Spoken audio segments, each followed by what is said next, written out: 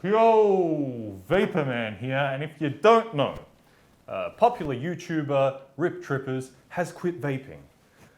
He also made a video where he left what was viewed by some as a parting shot against the vaping community, and there's been a lot of discussion online about it, and some of the disagreement stems from his stance on vape pods, which, you know, I get. There are certain vapes that we like and there are certain vapes that we don't like. And some of the arguments I've been having on the internet lately revolves around cigalikes.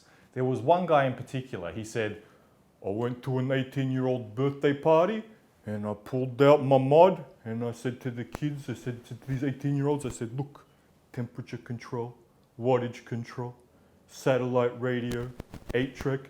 And these 18-year-olds, they just rolled their eyes and they walked off and they started puffing on their cigalikes. I think those cigalikes should be banned. Look, everyone's entitled to their opinion, right? And he had a very different experience from me, but I just want to say to that point, look, if you're 18, you can buy cigarettes. And if you're making the right choice and minimizing the harm that you're going to have from this addiction, then that should be encouraged. We shouldn't be telling people that what they're using ought to be banned. Second point is, my experience is very different. I know a 60-year-old lady who has been smoking for 45 years, the high-strength cigarettes. She saw this, I explained all the benefits, the cost saving, the health benefits, on and on and on, and she was interested.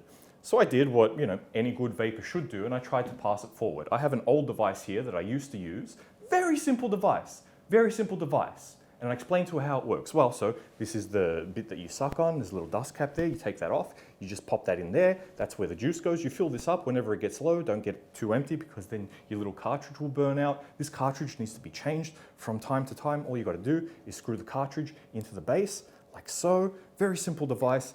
Screw it in here. And then you have this, which is a little USB. You screw that into there whenever the battery gets flat to turn the device on. 1, 2, 3, 4, 5. And she said, whoa, Sonny. I can't program my VCR. This is too complicated. And went back to smoking her Marlboro Reds or whatever it was that she was smoking. Every device has a use case. And as vapors and as people who rely on this to keep us off the cigarettes, we shouldn't be saying, oh, ban these ones, I don't like these ones. Vape pods. So the Riptrippers, if you're up there, I just want to say, thank you. You may be saying, why are you saying thank you to Riptrippers? You don't know the guy. You don't know him personally. Like, what has he ever done for you? Well, 5 years ago, my relationship with cigarettes and nicotine gum and Champex and that whole mess was a very toxic, bad relationship.